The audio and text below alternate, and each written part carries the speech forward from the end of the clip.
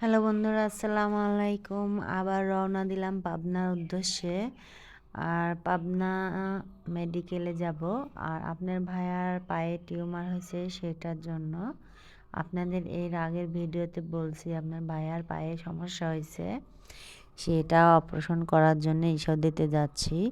এর আগে ঈশ্বরদীতে নয়, পাবনাতে যাচ্ছি, পাবনা মেডিকেলে। এর আগে গেছিলাম সিমলাতে, টেস্ট করছি। সিমলাতে টেস্ট করে পায়ে টিউমার ধরা হয়েছে, তাই টিউমারটা অপারেশন করার জন্যে আমরা পাবনাতে রওনা দিচ্ছি। অলরেডি পাবনার কাছাকাছি চলে আসছে। আপনার ভাইয়া হুন্ডা চালাতে পারবে না, সেজন্য অটোতে চলে যাচ্ছে। পায়ে যেহেতু অপারেশন করবে, পায়ের ব্যথা তো আসতে পারবে না। তে আমরা পাবনা, আমি আর আপনার ভাইয়াই যাচ্ছি। আপনার আপনার ভাইয়া তো অনেকটা নার্ভাস হয়ে আছে যে কি করবে, আমার পাওটা কি অবশ করবে, কি করবে, ভয়ে তো অস্থির হয়ে আছে। তা আমরা রিক্সাতে উঠে পড়ছি, ওখানে চেনজিতে নেমে রিক্সাতে রওনা দিচ্ছি মেডিকেল হিসেবে। তো মেডিকেলের কাছাকাছি পড়ায় চলে আসছি।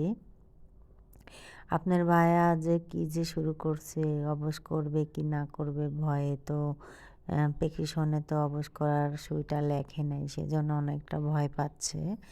তে পাবনা হাসপাতালের কাছাকাছি চলে আসে, বারবার জিজ্ঞেস করছে কি করবে কি করবে।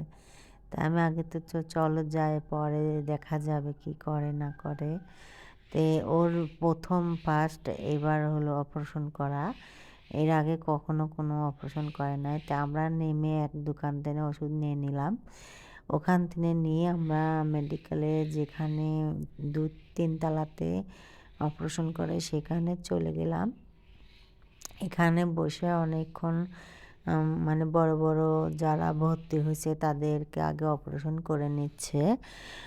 আর এখানে এক ভাইয়ার সাথে দেখা হলো, আমাদের বড় ভাইয়া, আমার ননদের মানে খালাতো ননদের স্বামী। তো বড় ভাইয়ার অনুরোধও, তারপরে এখানে অনেকগুলো অপারেশন করার পরে এখানে তারপরে ডাকলো। তো আপনার ভাইয়াকে অলরেডি ভিতরে ঢোকানোর পরে আমি তো অনেকটা টেনশনে আছি, কখন আসবে কখন আসবে। তারপরেও আমি অনেকটা মানে পায়চারা দিচ্ছি যে কখন আসবে। অনেকক্ষণ বসে আছি, বসে থাকতে থাকতে হাঁটতে শুরু করলাম। তারপরে অনেক রোগী বের হয়ে গেল, তারপরে আপনার ভাইয়া বের হচ্ছে না। তারপর আমি এখানে অপেক্ষা করতে আছি। তো এটুকুই আপনাদের সাথে শেয়ার করলাম। পরবর্তী ভিডিওতে আপনাদের জন্য শেয়ার করবো। আল্লাহ হাফেজ।